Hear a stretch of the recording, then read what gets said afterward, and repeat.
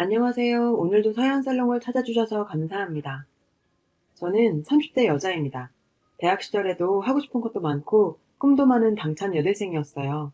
더 넓은 세상을 경험해보고 싶어서 호주 워킹홀리데이를 떠나게 됐죠. 영어도 배우면서 그곳 문화도 배우고 싶어 떠난 호주 생활은 막상 겪으니 생각했던 것과는 전혀 달랐어요. 워홀 홍보 책자에 나오는 것처럼 호텔 리셉션에서 멋있게 일할 줄 알았죠. 그런 꿈과는 달리 영어 실력이 부족한 동양인 여자에게는 그런 기회는 주어지지 않았거든요. 그땐 정말 어렸나 봐요. 지금 생각해보면 굳이 인종차별을 생각하지 않더라도 영어 때문에라도 당연한 일인걸요. 어쩔 수 없이 동양인만 잔뜩 모여있는 딸기 농장에서 딸기 피킹밖에 할 수 있는 일이 없었어요. 매일 농장과 숙소를 오가면서 이건 뭐 영어를 배우러 온 건지 그냥 노동을 하러 온 건지 일하고 나면 하루가 고단해 서로 얘기는커녕 잠들기 바빴죠. 도대체 호주에 뭐하러 온 건지 후회 같은 심정으로 호주 생활을 하고 있었습니다. 물론 그런 생활을 즐기는 친구들도 꽤 있었어요.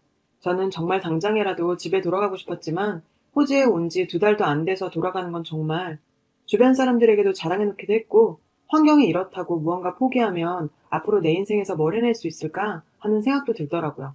이렇게 돌아갈 수 없었던 저는 어떻게든 호주 생활에 적응하기 위해 워홀러들을 위한 카페에 가입했는데 그곳에서 남편을 만나게 됐어요.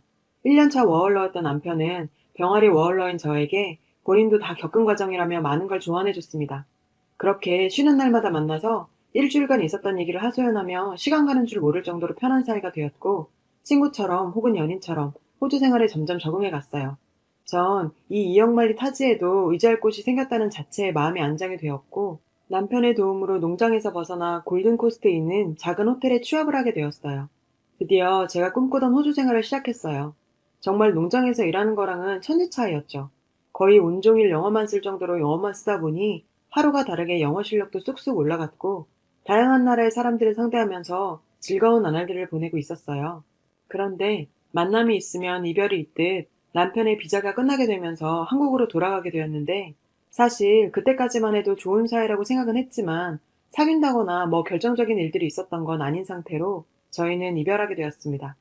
몸이 떨어지면 마음도 멀어진다고 점점 연락도 줄어들게 되고 그렇게 시간이 흘러 저도 2년간의 호주 생활을 마치고 한국으로 들어왔고 넓은 세상의 경험을 하고 와서인지 자신감도 넘치고 뭘 해도 할 수 있겠다는 생각이 들던 시기에 열심히 취업에 도전해 대학 졸업 후 바로 외국계 회사에 들어갔어요.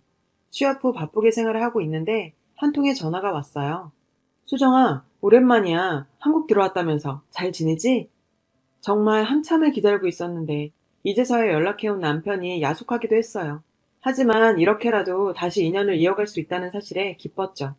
호주에서 못다이로 인연을 이어가면서 저희는 사귀게 되었습니다.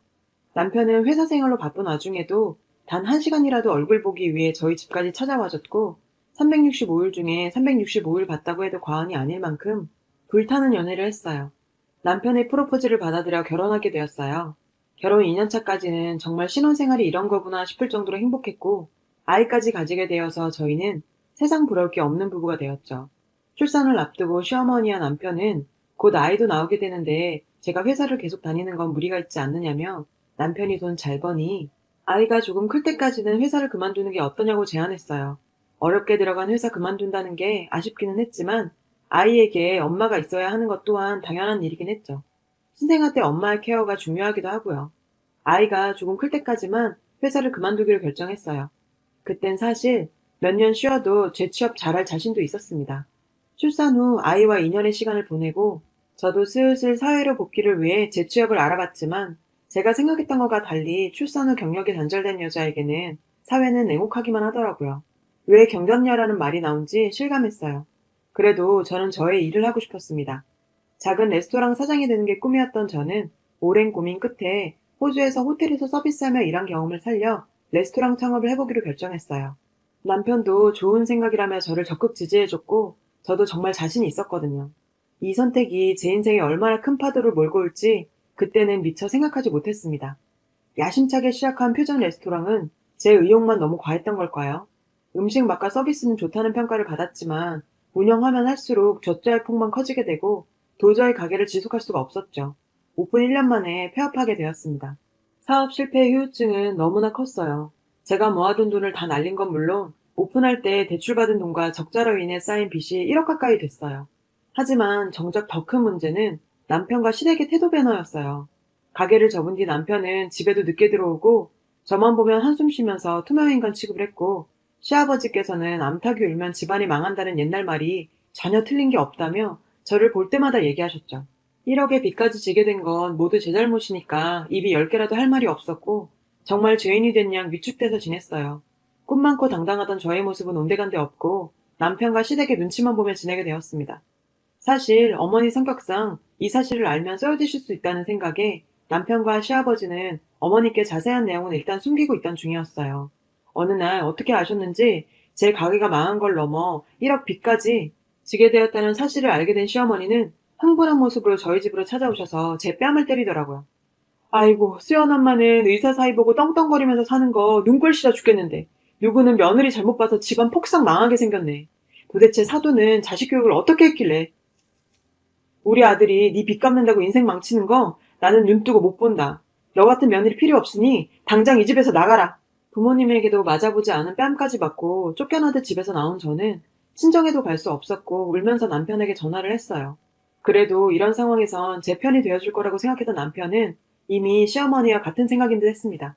오빠, 사실은 오늘 어머님이 찾아와서 엄마 만났으면 대충 들었겠네. 난 이 빚 갚아줄 생각 없으니까 우리 이혼하자. 너 때문에 내 인생까지 망칠 순 없잖아? 네가 빚진 건 이혼 사유로 충분한 거 너도 알지? 우리 질펀하게 굴지 말고 그냥 깔끔하게 헤어지자. 알겠지? 아니, 그래도 내가 열심히 일해서 빚 갚을게. 우리 딸 소희도 있잖아. 제발 그러지 마. 제가 울면서 애원을 해봐도 정말 그렇게 자상하던 남편도 돈 앞에서는 피도 눈물도 없이 차갑더라고요. 물론 제가 진 빚 남 탓할 생각은 없었고 아예 이해가 안 가는 것도 아니었지만, 아이까지 낳고 함께 산 부부 사이에도 그저 돈 앞에서는 그냥 남이 되는 현실에 저는 그저 할 말을 잃었습니다. 그래서 남편인 건지.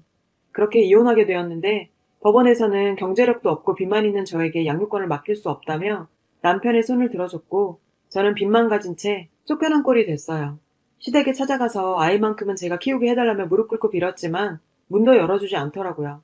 희망이란 없는 긴 어두운 터널을 지나는 듯한 그 시기에는 극단적인 선택을 하는 사람들의 심정이 이해될 정도로 나쁜 생각조차 하기도 했고요.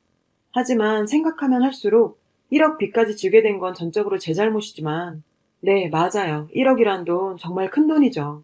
하지만 어찌 보면 사람까지 버릴 만큼 큰 돈인가 그런 생각도 듭니다. 고작 1억 때문에 아이까지 뺏겨버린 이 상황에 오기가 생기더라고요. 빨리 빚부터 갚아야 우리 소희를 다시 데려올 수 있다고 생각하니 정말 가릴 일이 없었던 저는 레스토랑에서 일을 시작했습니다. 설거지 일부터 시작해서 재료 손질, 청소, 서빙까지 레스토랑에서 할 수 있는 일이라 일은 다 했고, 가게 운영해봤던 경험을 살려 레스토랑 운영에도 적극적으로 아이디어 내면서 레스토랑 일에 임하다 보니 설거지, 청소 업무로 시작해서 가게 매니저까지 승진하게 되었고, 매장 매출까지 올라가게 되니 사장님의 신뢰를 한 몸에 받다 보니 자신감도 가지게 되고 상처도 점점 치유되어 갔습니다. 그리고 사장님께서는 정말 뜻밖의 제안을 해주셨어요. 수정씨, 저랑 함께 일해볼 생각 없어요? 다름이 아니라 프랜차이즈 업체로 확장을 준비하고 있는데 제가 1년간 수정씨 지켜본 바로는 남들과는 다른 감각을 지니고 있는 것 같아요. 저랑 같이 일해볼래요? 저는 아직 빚도 있고 사업을 하고 뭐 그럴 여유가 없었습니다. 월급을 받아서 빚 갚고 하루라도 빨리 아이도 데려와야 했어요. 사장님이 제 아이디어를 높게 평가해 주셔서 사업 파트너를 제안했지만 사장님의 제안을 거절했어요. 사장님은 저의 아이디어와 감각만 필요해서 스카우트 제안을 하는 거라고 하시며 처음부터 아주 큰 돈을 벌지는 못하겠지만 지금의 월급보다는 조금 더 높은 월급을 안정적으로 주겠다고 하셨고, 사장님의 자본과 제 아이디어와 성실함으로 자신있게 느껴진다고 하시더라고요. 누군가에게 필요한 사람이라는 느낌, 정말 오랜만에 받았던 저는 고민 끝에 사장님의 제안을 받아들였습니다. 그리고 믿지는 장사도 아니었고요. 그리고 정말 인생에서 마지막 기회라고 생각하고 2년간 미친 듯이 일했는데요. 사장님과 저, 그리고 직원들은 제 입장에서 봤을 때 제가 레스토랑 운영을 하면서 부족했던 점을 메꿔주며 좋은 시너지를 발휘했고, 2년 동안 꽤 많은 매장을 오픈하면서 프랜차이즈화를 성공시키고 있었죠. 불과 3년 전 레스토랑 말아먹고 시댁에서 쫓겨난 제가 프랜차이즈 업체 공동대표가 되었습니다. 일할 때 꼼꼼한 제 성격 탓에 순간 방심하면 놓친다는 생각에 하나하나 직접 체크해야 마음이 놓여서 특히 신규 매장 오픈 초기에는 직접 매장 관리까지 해드렸습니다. 어느 날 매장 관리를 하던 차에 여느 날처럼 점심시간이 되자 손님들이 몰려 정말 정신이 하나도 없을 때 익숙한 목소리가 들려왔어요. 얘들아, 여기가 요즘 그렇게 소문이 자자하더라. 그 목소리에 돌아본 자리에는 전 시어머니가 저를 하찮다는 눈으로 쳐다보며 있었어요. 어머, 너 여기서 알바하니? 여기 서비스 좋다고 하더만 직원 수준이 이래서야. 여기 사람들은 네가 남의 아들 인생 망칠 뻔해서 이혼당한 거 알고 있니? 여전히 변하지 않은 시어머니는 저를 아직도 하찮은 며느리 취급하면서 악담을 퍼부었어요. 저도 참 바보 같죠. 3년이나 흘렀는데도 그런 시어머니 모습에 트라우마가 떠올라 혼미하더라고요. 시간이 많이 흘러서 괜찮을 줄 알았는데 그래서 스텝 준비실에서 멍하니 앉아 있었습니다. 어느 정도 시간이 흘렀을까요? 갑자기 이래서야 내 딸을 어떻게 다시 데리고 올까 생각하니 정신이 바짝 차려지더라고요. 다시 홀로 나왔죠. 친구분들과 식사를 하고 있더군요. 저한테 그렇게 악담을 퍼붓고는 밥이 입으로 넘어가는지 우걱우걱 잘 먹고 있는 그 모습에 정말 겨우 저런 인간한테 시달린 거 생각하니 오히려 화가 났고 그래서 그 테이블로 갔어요. 인사가 늦었네요. 안녕하세요. 결혼식 때 다들 뵀죠? 뭐 이혼했지만 그래도 인사는 해야 할 것 같아서요. 아니 뭐 하는 짓이야? 니깎게 먼 게 내 친구들한테 인사를 해. 니 주제에 맞게 굴어. 들은 척도 안 하고 그 테이블에 같이 앉았어요. 처음부터 저에게는 그 여자 허락은 필요하지 않았거든요.